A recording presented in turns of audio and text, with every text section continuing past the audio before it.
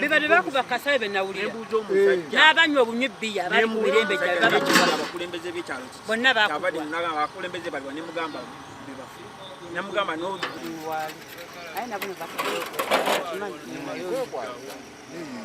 nakano kenye kwekwasa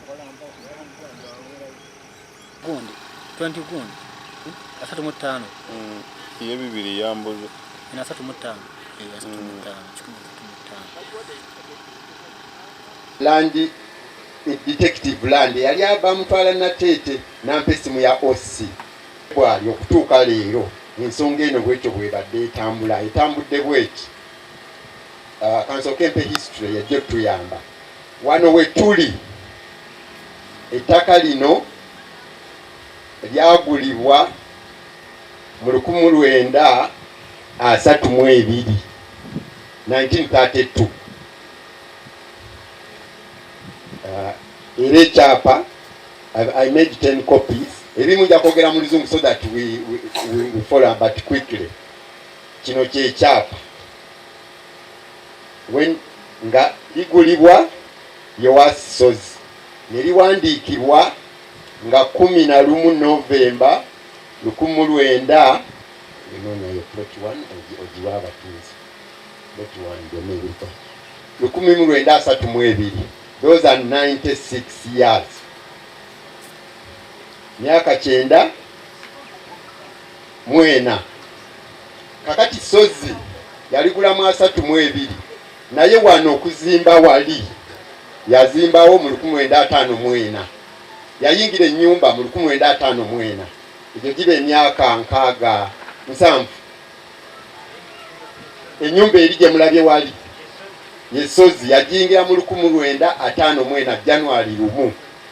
We have a photo tulina ekifaananyi eyo mu nju ng'ayise baganda be in front of that house as it was that time 1954. Kati Sozi n'afa 1965 mu December 21st 1965. Okuva 1965 okutuuka 1995 Kosia Sekite my father ye yali responsible one naye nga ffe tubeera abo bonna bemulabye abo yazaala abaana babiri Sozi yazaala abaana babiri Kosia Sekite our father ne senga waffe tu kati ye Sekite senga ye Elios Sozi Nakandi Elios Nakandi Sozi kati Sekite yafa mu 1995 after 30 years. Nakandi muwala we nafa 2010 mu 2010 kakati awo okuva 1995 okutuuka kati nze mbadde n'ovunaanyizibwa nga customary here Kigonvu Patrick. Kakati bwe tutuuka mu 2009 nga Nakandi tannafa muwala wa Sozi n'aŋŋamba Kigonvu tuyinza okufuna obuzibu eyo mu maaso eyo, ettaka lino tulijje tufune letters of administration in 2009 era ne tuzigobako naye naye nga tetunazifuna n'afa mu 2010 era nga family ne tugenda maaso ne tugamba naawo Kigonvu yabaaba administrator owayo wa Sisozi not of Kosia Sekite. Maybe kyesibagambye ettaka lino between 1965 and 1995 Sekite ng'alivi nga teyalikyusa. Ekyapa kino kyasigala mu mannya ga Sozi okutuuka 2011 gy'emyaka 79 okuva nga amaze oddikula. Era singa mukitunuulira kyakyuka mu 2011 okuva mu Sozi okudda mu Kigonvu nga administrator wa Yowasi Sozi. Okay. Elias Nakandi Elias Nakandi teyazaala. So Elias Nakandi teyazaala Kosia Sekite ye Sekite n'azaala mubalabi abo bonna eyo na group baana ba Sekite n'abazzukulu ye yazaala abaana 30 of which nga mwenda gufudde tuli about 21 remaining. 21 we are about 21 alive. So kakati but I'm emphasizing kino nti ettaka lino 10 acres okuva eri ku kkubo mulabanga mapu eyo bweri okugenda okutuuka eyo waggulu remained in your Sozi's names from 1932 to 2011, 79 years. That is now it is as in 2011 when I got letters of administration of your Sozi, that's when these titles changed. And I was registered. No, this is the one of 509. And I was registered on these titles in 2011 as administrator. So if you look at this title, the original, now this is when now I was registered on these titles in 2011 from 1930 to 79 years. Eyo mbyemphasizinga kubanga ennaku zino abantu baweddemu okuswala. For 79 years ettaka tulikuumye nga lyaffe. Just recently kati bwe tufuna letters of administration, our stepmom kati now she's deceased n'aleeta confusion mu family because she had letters of administration of my father. She wanted also to administer estate of the father-in-law. That's when the confusion started in 2013. So there were confusion in the family, in courts. You were here to Sozi. By movement. You start with Sozi. Sekite was the hair. Then after Sekite, I'm the hair. From Sekite's will. By So but you had stepmothers. That big family could not be one mother. Okay. All those are big many mothers. So one but of your but the regal wife, the one who was married in church, is the one who started this confusion, claiming that because she's a legal wife of Sekite, she should also administer the estate of the father-in-law, which Sekite had not changed to his name. This property was not for Sekite, and even Sekite during his living, he never changed. And even this is the burial ground of our grandfather. Okay, even Sekite had attempted to leave this burial ground to go to another piece of land, which also was bought by Sekite, by Sozi, but the clan didn't accept, because for Sekite had said it should not be buried there because the burial ground is around there. But the family, the clan could not accept, so that's why Sekite was buried. Otherwise, it would have been buried another piece of land which Sozi had bought. ey'Ekiryagonje. Ettaka ly'Ekiryagonje nalyo lyali yiika 10 kubanga ye Sekitule yali agamba nti bamuziika eri naye ekika ne kigaana. So this in Buganda culture, this is a ancestral home for Yowasi Sozi. Now Sekite is termed as a house. If you follow Buganda, this is ancestral home. Sekite would be a house, like I would be a house here, or my son here would be a house. But the ancestral home is Yowasi Sozi. I think now it is clear. So these are the titles. Now when that confusion came from our step, kakati olw'okubanga nali administrator owa Yowasi Sozi. What was the confusion? Confusion came like this, to be clear. This stepmom went to court, went in front of Justice Monda, and said, my son is chasing me away from the house, claiming this house. By the way, she never lived here. Even when she was married, when Sekite, she never lived in this house. Because that house, Sekite never had any of his wives. Even my mother had separate land somewhere. If you read Sekite's will, it is very clear, all the wives were. So she went to Justice Monda and said, the son is sending me out of the house.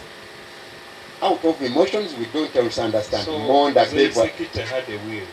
Had a will. It is, Do you have a copy of that? We have. We shall have a copy of it. We have. And it is very clear. So, this stepmom, we don't know, I don't know how court works, how my justice works. Monda gave an order, which every lawyer, when he looks at it, shudder. One, the no shoot. The lawyers will tell us. There was no shoot. Said, letters of administration cancelled. An order. Letters of administration revoked. Titles should be changed in the names of Catherine Sekite. The widow to Kosia Sekite. So there was that confusion. We tried to discuss as a family, together, we tried, but you know, with these many children of Kosia Sekite, and sometimes they would sing this side, sometimes they would sing this, until 2018, I told them, I'm going to court of appeal. Because if we don't appeal this decision, we shall be in more confusion, and that was our luck. So when I appealed, it was even out of date, as lawyers say, but they listened to us, and we filed an appeal in 2018. For sure, it is not yet cleared. And that appeal was challenging, cancelling letters of administration and an order to register a daughter-in-law on titles of a father-in-law. So that was the appeal, and still stands. That was 2018. Now in 2021, the children of this stepmom, with some land grabbers, whom for me I know by face, and some people within this community of Matuga, whom I know by face, came here, graded all of this land. All this, they were trees, banabatuze bayinzo bagamba, wanu balyangawo emiyembe, they graded everything. I have even the photos. Bano bababulire, and they graded. So, that was in 2021 February. I ran to the Court of Appeal to get a court order. And actually, we processed that court order with the lawyer. One afternoon, we ran to court, Court of Appeal. Good enough, we were lucky. The case was assigned to Catherine Bamugemerire, Justice Catherine Bamugemerire. In 2 days, shall be issued a court order, which I think I've given to Matuga Police, but I can also give you a copy of the court order. Check for the court order there. So we got a court order. The court order was saying, Catherine Sekite, because she's the respondent in the appeal, you are not allowed to encumber to sell, to subdivide, and all the plots. Okay, I found there's something I didn't mention here. How could the land, when did the land be, can't you read the court order? You young man. Can't you read the court order? It's okay. It is okay. How did it come that this land, which was big, was now subdivided? Because I also have to state that. Under pressure from these, I usually call them Banavana Sekite, my siblings. I usually refer them to that. And don't be offended. These children now started putting on pressure. Like, why don't you divide? Some of us want to take our things and we go. So under that pressure, I subdivided.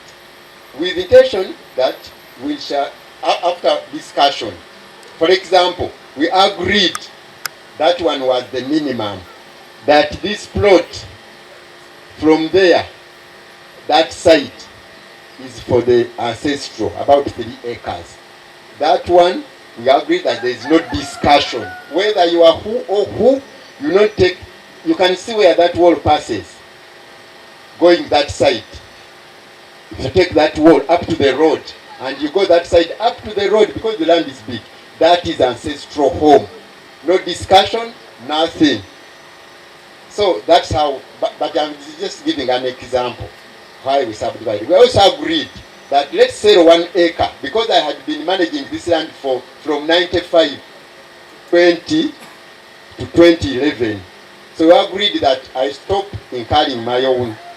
We sell 1 acre for administrative cost thing, that thing they are constructing. So that was 1 acre. We agreed that it is for administrative costs, and it is in our minutes. Thank you. I wanted to ask, did you have a formal meeting and minutes? Yes. You agreed as a family? Yes.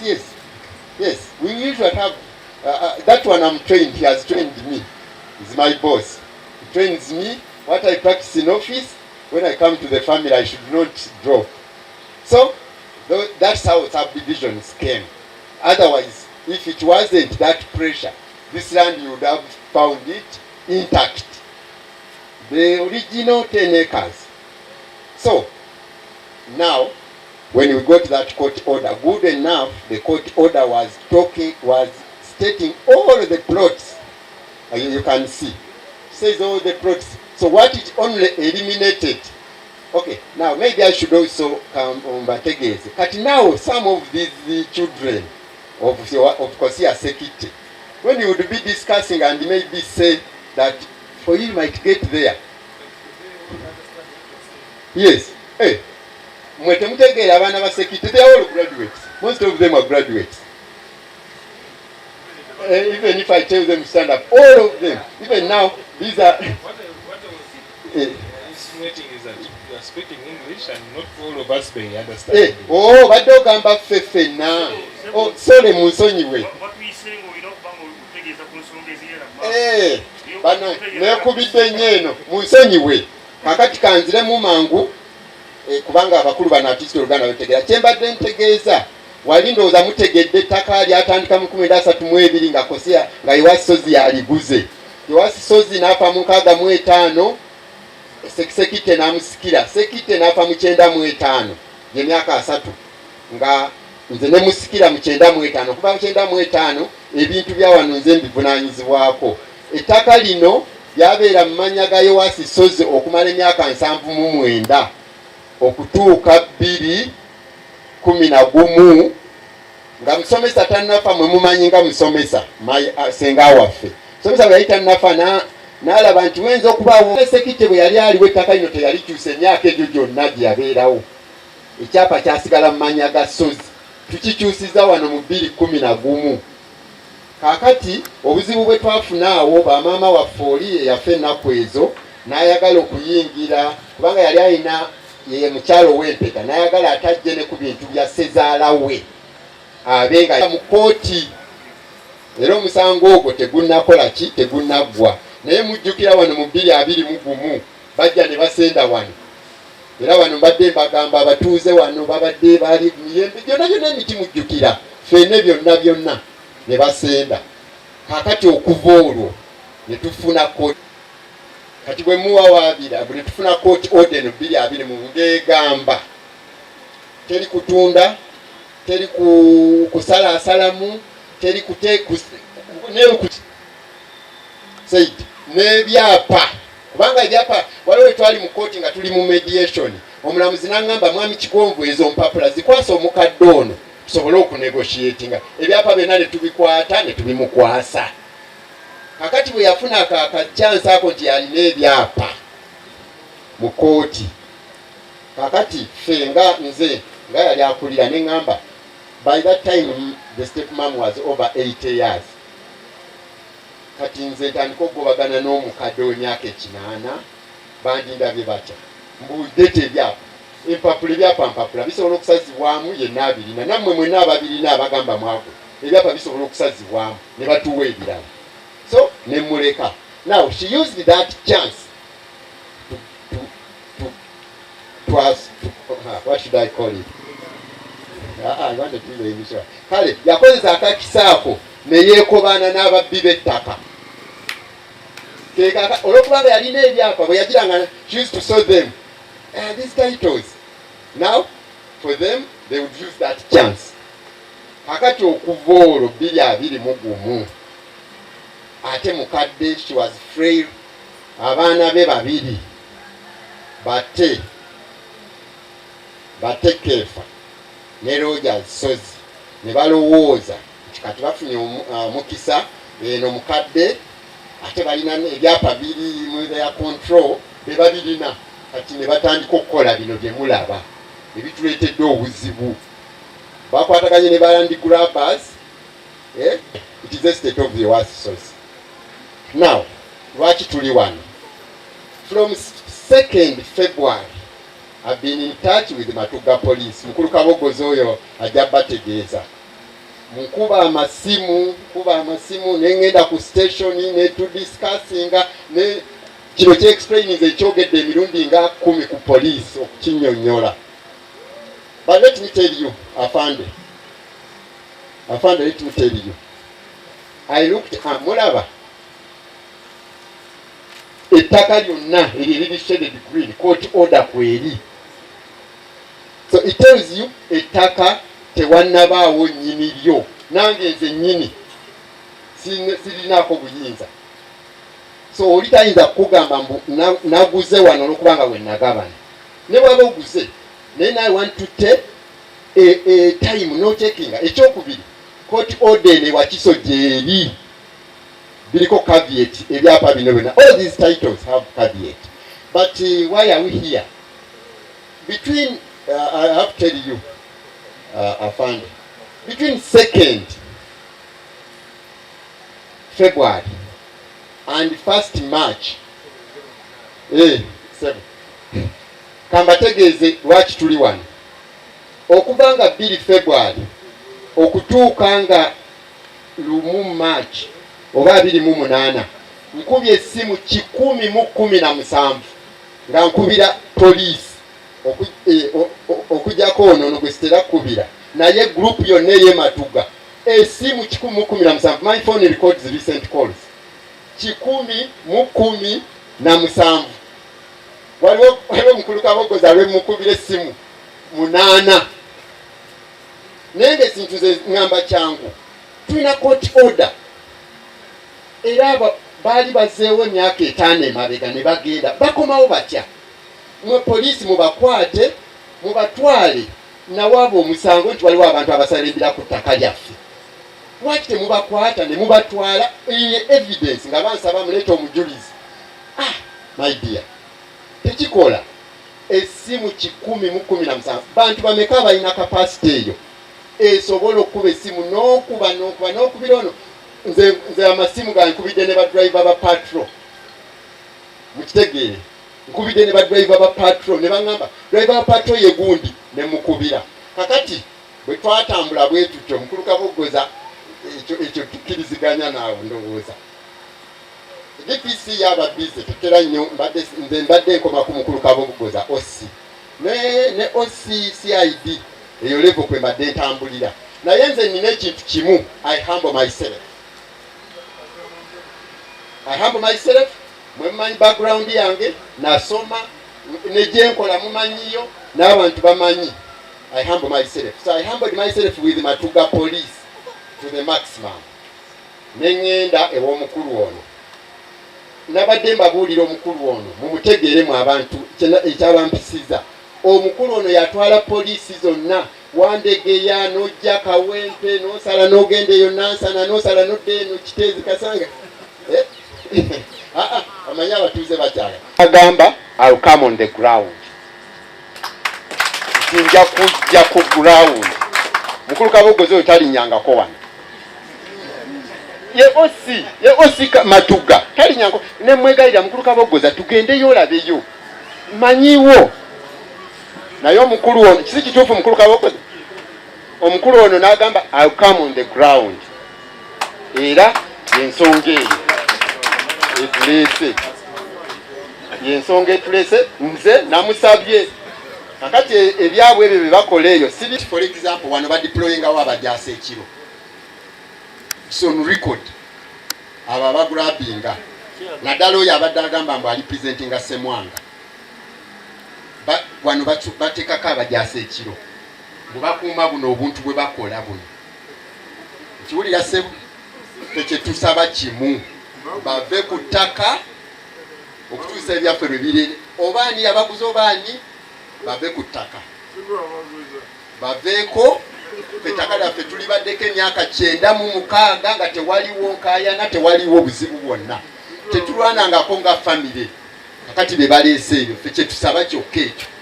Obudde tewali kulinnya ku ttaka lyaffe. Kati ffe ekyo kyetusaba. Oba kiyonge oba sebo osaba okweyongera naye ffe tumanyi olina obuyinza obusobola ekyo kituyamba. Tetulina capacity ezimba kuno bisenge. Tumaze kuno emyaka 96 tetulinaako kisenge. Kati tusobola okubizimba. Era singa emyaka 9 tetujja kukkiriza tujogola okubanga balaba tetusibaako bisenge. Ne bajja ne batema emiti. I had trees. Mivule improved mivule. Ne bagisala emmotoka yagitwala ne bagitwala wali Watindo. Abapoliisi ne mbagamba awo tebalina kye banyamba. Ne mbawa n'ennamba z'emmotoka oyo osi operation ne muwe ennamba z'emmotoka. Ne mugamba emmotoka bwete tutte emiti enkya ku makya tugendewo. Tebanyamba ojjukira essimu ze nakubira one Sunday so many. Ne bajja kakati emirala girabika giri omwo. Abo bampoza bagiteeko part of the timber. It is not acceptable. Gamba parties zombi ziyitibwe ku poliisi tutuule nsobole okuwuliriza mwena. Kibi nti waliwo facts zentegedde wano nga singa nali nziyina ndowooza zandinyambyeko nange okuteekamu amaanyi okulaba nti order eteekebwa mu nkola.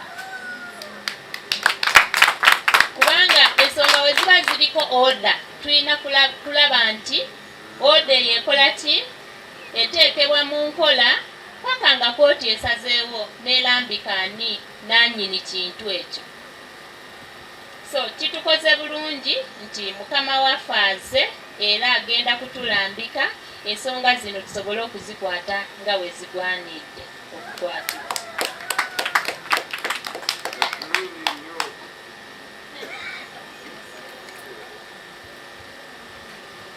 Hello, tetuli waggulu waki w'amateeka. It is the reason why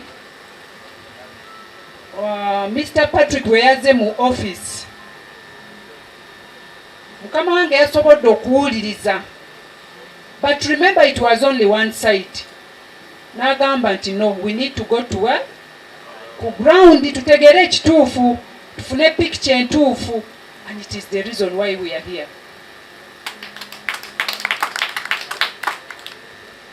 We don't have interest kutaka lyamwe. We don't have any interest. Our offices are open to anyone. Buli alina ekizibu tusobola kuwuliriza naffe ne tukola ki ne tubawa obuyambi obukoze ki. Tetuzze lwa Patrick, tuzze lwa family ne security mu kitundu.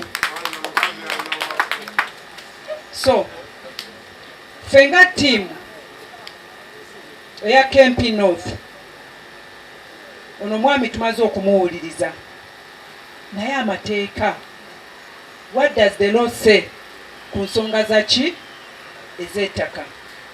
Fenga abapoliisi,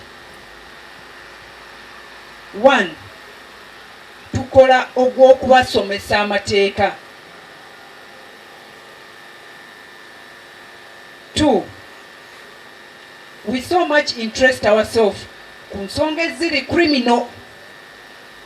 Abasinga abatuuze bamanyi nti bapoliisi tebakwasaganya ensonga zaki za ttaka za poliisi, za kooti. Naye awali a criminal case, we do step in. Civil matters that are beyond our means, referring our mukoti. Koti bwemala netuwa orders to follow nga aba police, we do what? Implement nga aba police. So we are not here okulaba nti we are tearing you people apart. We want to amend mistake already that is on the what? On the ground. Naye nga tugoberedde ki? Amateeka. Ono mwami Patrick we yawutwadde version ye. I am telling you namwe abatudde. Mumanye ekituufu, mumanye ekyokukola. Already you know you have the answers.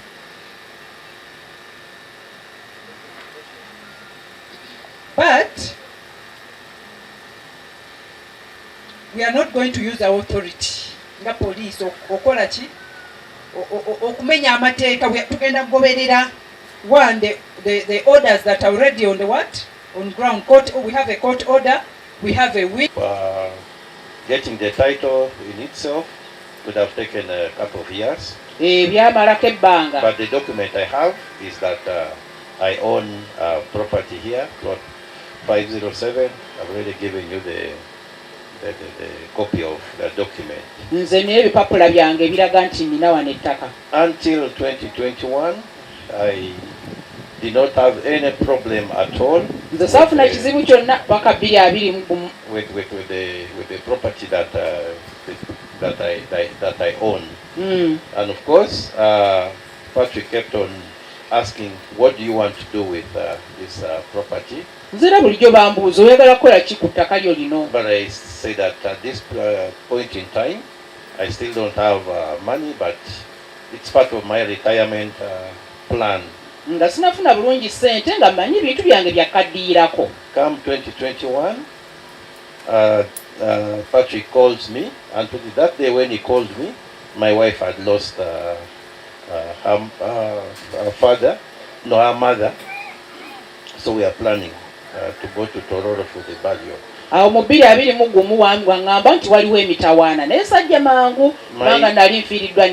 My wife left, but Patrick said, this is too serious, come and see what has happened. There are pictures to show the damage that was caused on the property that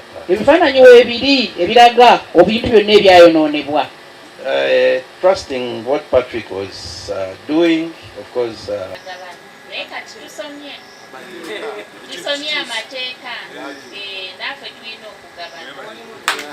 Mwami Kigonvu, webala okubeera nga oli musika omwesigwa. Kubanga byoyogedde siwuliddeyo muntu omu wa muntu yenna omu avayo nga awakanya. Mbadde njagala kuwulira kali abawakanya nti tetwatunda ono ani ono mwami, naye ekyo tekiriiyo. Ekitegeeza nti ono omusajja alina obuyinza mu mateeka okusinziira ku bya minakiseze ezaaliwo, alina obuyinza okukola ki? Okukozesa ettaka lye. Teriri nga bano abalala abaagula ku baganda bwe. Kino njagala mukiwulirize bulungi. Eyagula mu ngeri eyo nga minakisi we ziri eza famire ne mukkirizaganya okutunda tutunde tutereze tali ng'oli eyagula ku muntu eyasalawo okutunda nga tayise muki mu family. So ezo categories bbiri ate mmanyi nti mwemanyi abali mu category eyo. So ekyokubiri nti nsima nnyo family eno yali etambudde bulungi ogamba nti mwatuuka ku level ey'okudividing ebintu nga mwagala mu bigabe buli omu afune ki ekikye. Naye ate Stan n'akola ki? Najja n'abasendasende okutandika okulwanira ebintu bino. Kati kyenjagadde okumanya abantu abo abagezaako okumenya ekyaliwo bakyalwana okulaba nti batambula mu ngeri eyo oba bakyusa emitima oba basobola okukyuka emitima.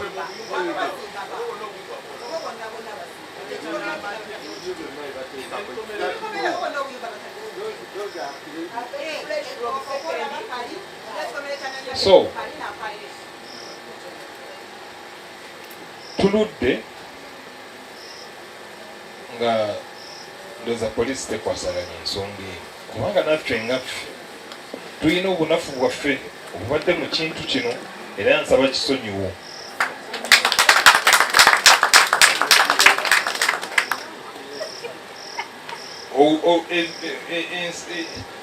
Emirundi mingi tutagala kuyingira nnyo mu bintu by'amaki by'amataka direct. Twagala tukolagane ne kooti nga kooti ze zitulagira ekyokukola era kooti yalagira ndaba tulina ekiragiro.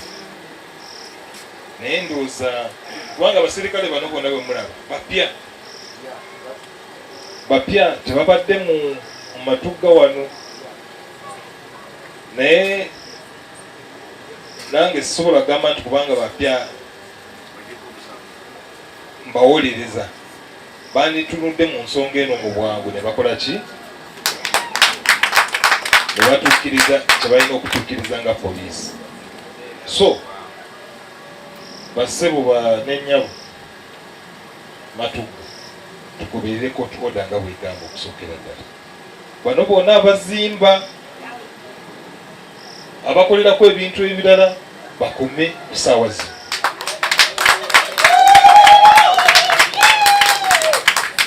Tetugenda kukkiriza development yonna kuno nga kooti oda weeri. Ayagala okudeveloping aleete kooti oda ejjawo eno eriwo, kubanga poliisi yo si kooti, gwe toli kooti, ero si teri kooti ku level eyo. Tugenda goberera ki? Kooti oda.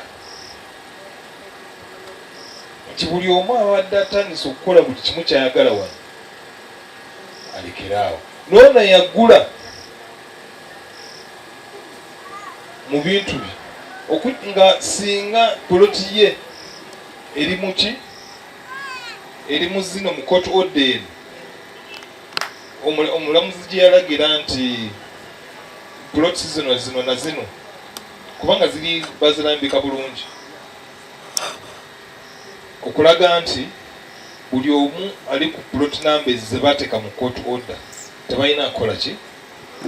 Okweyongerayo paka nga omusango gukoze eki? Bakuwuliriza bakusaza. N'abo abaagula nga bagula ku bantu ku baana ba Sekiti n'abakyalo oba bagula ku baani, naye nga mwagula ku ttaka eryo. Tugoberere court order.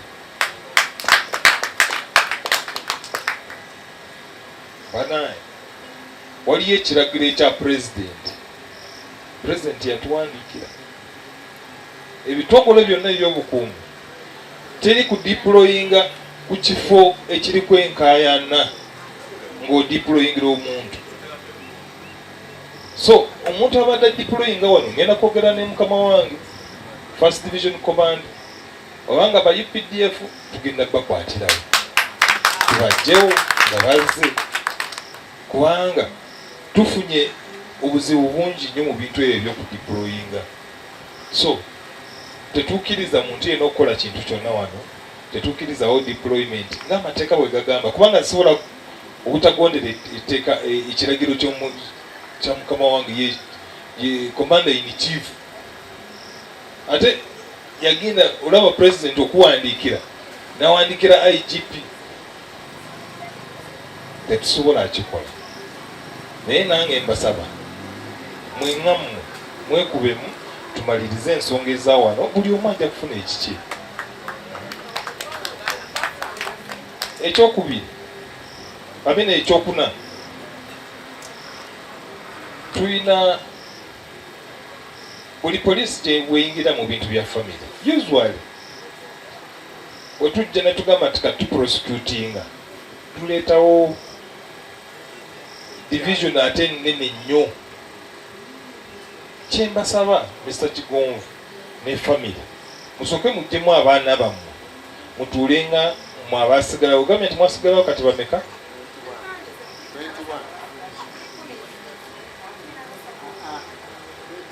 Muli 21. Musobola kutuula olukiiko lwammwe nga mmwe abantu 21 ne mutuuza family yammwe ne mutereza ezino ensonga nabana abaami baganda bammwe be baguza mu bukyamu ne mulaba engeri gye mukola ki ne mubatereza. Ebyo bikomye tebigenda kweyongera. Era DPC, there should be no construction here anymore. Bw'osanga wano nga ne mu kuzimba court order weeri, court direct okukwata otwalawa tekikirizibwa. Era omulamuzi bw'asanga nti poliisi teri ku implementing eno court order, naffe tubeera n'omusango, tuba tuli gwa contempt of what? Of court. Kubanga ekiragiro weekiri. So gino emisango ejja kwonoona ebintu wano na biki ebirala, nze fayiro ezo zonna mmanyi kigyeziri nga mwaggulawo. Ngenda ziyita zijja ku region tulabe ekibulamu tuzikole zibeere ready. Abali mu kikolwa kino tujja bakwata tubatwale mu kkomera emisango egyo. Naye kijja kusinziira ku mmwe nammwe. Bw'omugamba nti mutudde ne mwetereza, egyo emisango gyonna kijja kubeera poteera. Bwe mutuula ne mukkirizaganya ne mugamba nti tambule bwe tuti, kubanga mugambye nti waliwo estate eri eya Muzeeyi Sekite gyeri, naye bagikolako naye obuvyu. Musobola kutuula ne mugamba nti kati gwe watunda wa sooka ogumikirize ku ssebo. Ne mutuula nga family ne mwekuba mutoki omu ku omu, kubanga amateeka wegali febaringi gajja kutambulanga bwegali. Oba ndi DPC oba ndi ani, amateeka gakola ki wegali. So mbatuule mujjemu abaana kusooke mutuule nga mmwe mwetereze, kubanga bwe tutuuse omwami omuntu wabawo tulabe nti tutula n'abaana ne buli omu tulabe interest ye tugisootinga tutya. Naye ekyokuzimba bannaye abadde azimba akumi, kubanga saagala kujja wano, kubanga tulina etteeka ekiragiro, si tteeka naye ekiragiro odda. Ng'oyagala kuggyawo odda eno naye ow'omulamuzi nawe ofune ki tetuteekamu embeera, kubanga kati omusirikale bw'abeera wano kyali mu kugaadinga, nze ndaba ekyange kigenda, nsobola kwewaayo ne mulwanyisa ekivaamu ki ajja kuba ajjeyo n'omuntu ayo abana abavubuka baffe mulaba banabo abali ready okulwana entalo zonna yetafaayo talina kyafiirwa. Mwala abana abaali batukuba amayinja wano be bakozesa babambaza bu t-shirt talina kyafiirwa. Ye ajja musindika wano tugenda obulunga abo abasirikale nkwaddeyo eky'Amerika ekyetaano. Nendaba mukama wange Ssemwangi nga naye omusirikale amukubye eki naye nga tutandika okubuuza ekisirungi erinnya lyononese. So eyo tuveeyo tudde wano tugoberere amateeka famire mutuule.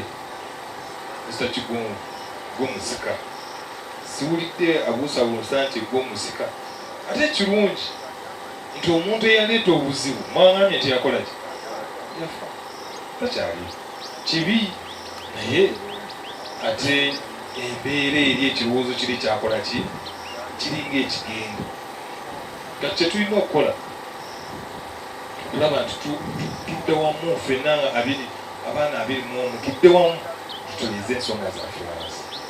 Abantu betukola nabo bizinesi balina okufiira beyongere nga bakolagana naffe. Tuwadde omuntu yazimba wazimbiwa osobola okujjako nga wano bazimbye awatali waabwe. Kati nga bano abazimbye awatali waabwe kijja kuba kizibu. Mujja kulaba engeri gyemutulezaamu naye mulabe nti buli omu kyalina okubeera emiriwo, buli omu kyalina okufuna kifuna. Sebo musika ku bintu byatattawo ng'omusika addition ebeera ki 1% for responsibility. So tosalawo okwewa 10% ng'omulala yali eri ku eka 10 ye n'atwalako 7 mubane abasatu batwale emu kubanga baali bana nectar. Yes, ufunayo 1%, then you get your share as a child also. Yes, so really be the epitome of your family and sort out this mess. Fwe police kyetugenda okukola teri muntu kuzimba.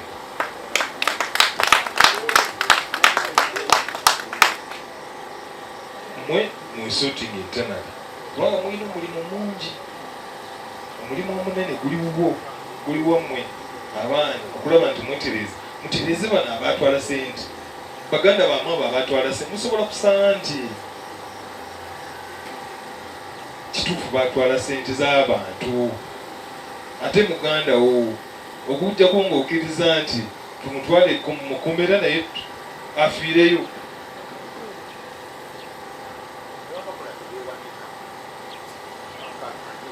Kati gwemusika tuuza olukiiko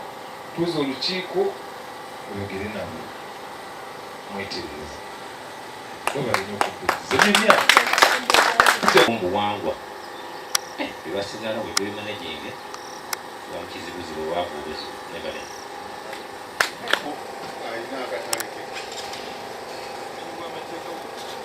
ayina kyagala okugamba abakulu Kabunza omuggo gw'ettaka gususe Kabunza ng'ate abatukuba bambadde yunifoomu nga balina n'emmundu. Tebataliza LC, tebataliza mutuuze agenda kuduuka gula sukaali, wabula we baagala kukuba bakubanga we baagala. LC niwe banga yabayambyeko emisana awo okulaba nti bakubira poliisi essimu nti wano waliwo ababbi b'ettaka. Ate akawungeezi bakomawo na droni z'amagye ne bakuba abatuuze bakumanya. Luvannyuma ennyo omukulu omu n'avaayo n'agamba nti gwe jangu neetaasa ne bannanga abalala. Abasirikale ababeera wano poliisi temubamanyi nti babeerawo. Muntu kyaleeta emundu n'ayita naye nga patro ziyita muno mwonna ne mutamanya nti wano waliwo abasirikale abalina emundu abagala okuba abantu. Tubasaba n'obuwombeefu bungi nnyo mutuyambe naffe tujja kwerwanako. Byebyange sebo. Teyanze. Kulamusizza mukama wange gwantwala wembeera ku sayidi eri Kaleero Lufula. Nina ekibuuzo kyange. nze nina ettaka saidi z'ebusukuma.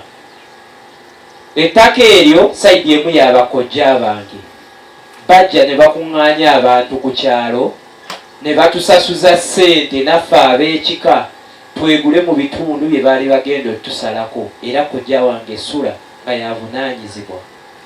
Naye n'essaawa ya leero Nansana municipality yajja n'etugulako nga nange ninako ekitundu wansi gye nali nyima emmere. Nansana n'etugulako ng'egenda kuleeta kasasiro. N'essaawa ya leero baatugaana okubeerako kye tukolerayo. Abantu abakolerayo baabagoba ne batugamba tuline Rosemary Sseddiine, n'essaawa ya leero takyaliwo, tatuukangayo. Ekibuzo kyange ekyokubiri kigenda gye muli bakama bange. Bwe muba nga musobola okusanga omuntu ayita ku kkubo ne bamukwata, lwaki batuuka ku mbeera ekuba abakulembeze nga ffe abatalina poliisi mateeka ge gatakola, oba bassebo mwe bagayaavu tugambe nti mwekobaana n'abatukuba? Ensonga yange ey'okubiri ssebo egenda eno. Ensonga yange ey'okusatu egenda eno. Lwaki nga ffe abamu abafamire tuvaayo okwogereranga ku bantu b'ekyalo ne batulabanga ababi, nga bakojja bange baatuuka okusoloza abantu ssente beegule kitutte emyaka 6 tebaddangayo ngayo yadde okuwa omuntu ekyapa. Weebale nnyo, weebalire ddala ssebo. Obukyazi busulamu abantu. Mbuuza tugenda bujjawo wano batuzibyeko ekisenge tetukyasobola kutuuka wali ku kkubo. Nsaba tugenda bujjawo oba tukola tutya ssebo? Bu structures obwo bwe mbadde mbuuza.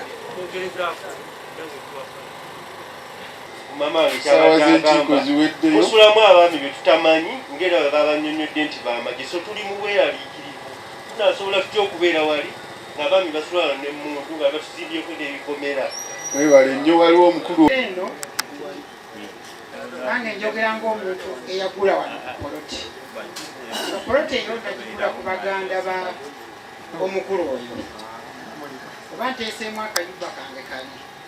Kati essaawa zino abakulu batugambe tulinda court order.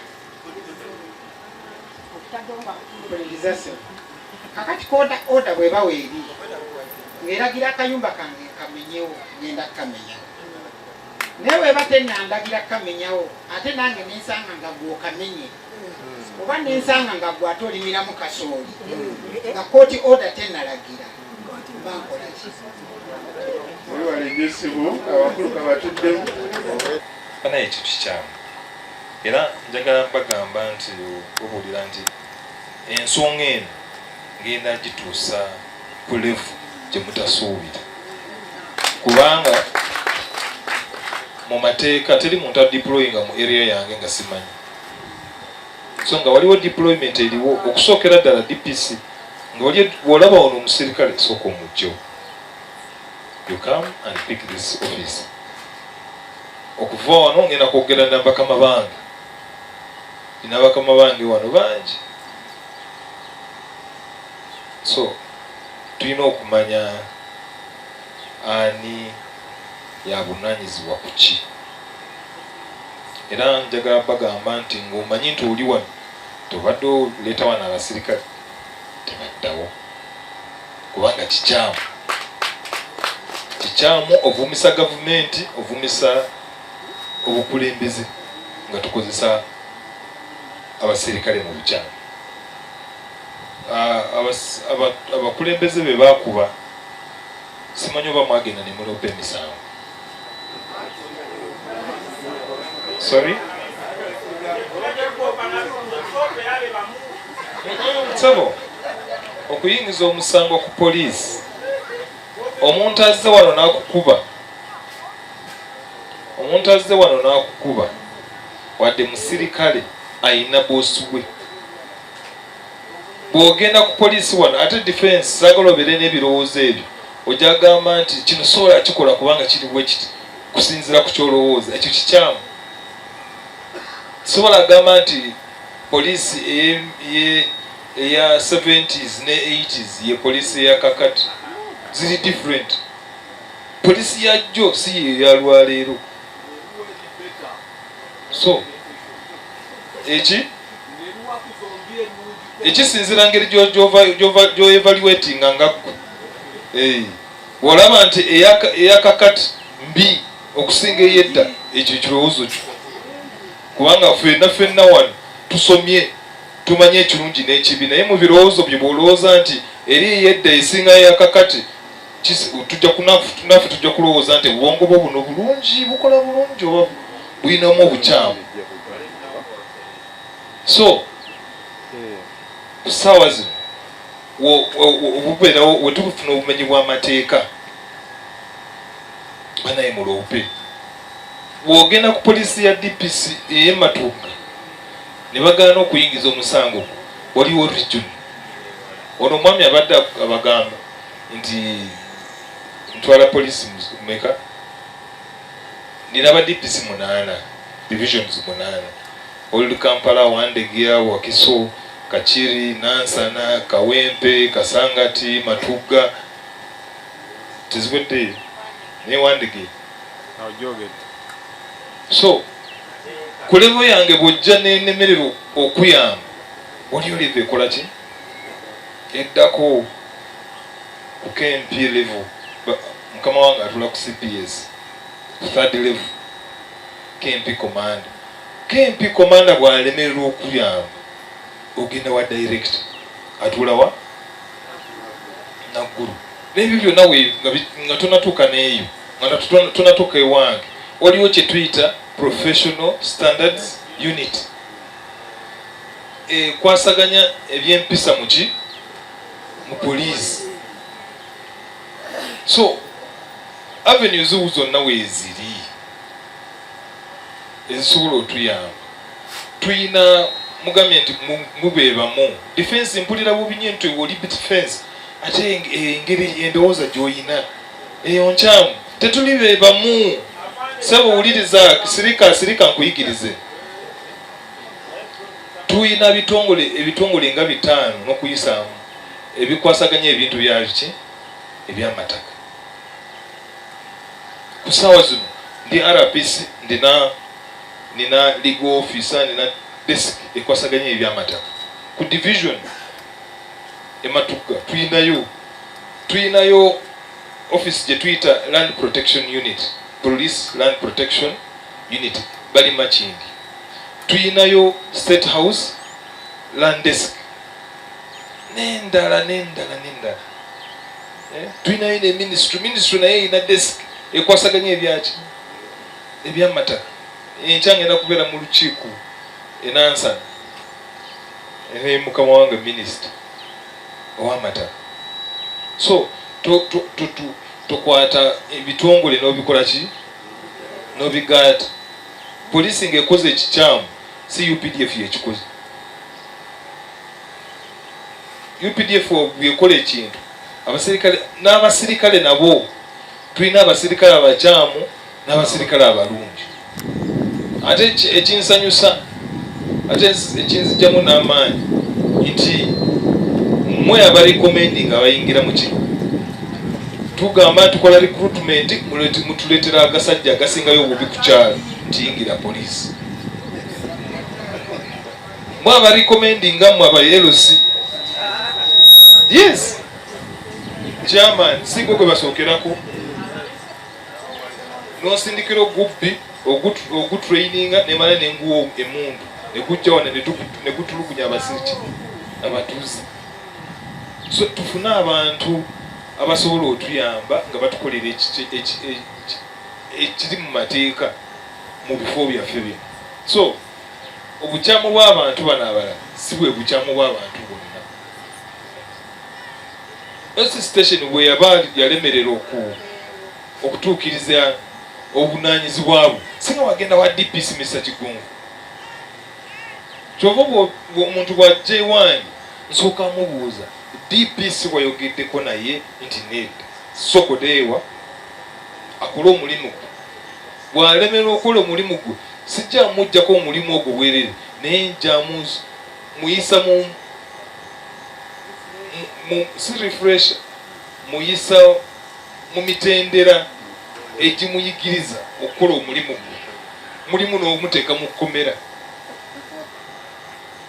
Engeri gye tutambulamu ffe baki abasirikale, sijja kukwata omuntu omubi mujjewo ate ndeeta omulala nti ate mutwalira abantu abalala, ekyo tekiriiwo. So singa wagenda wa osi n'olemerera okufuna obwenkanya, singa watukira ani DPC. So defense nkusaba kyusaamu tutandike okukolera wamu, ng'oliwo obuzibu bw'ofunye dduka mangu ngenda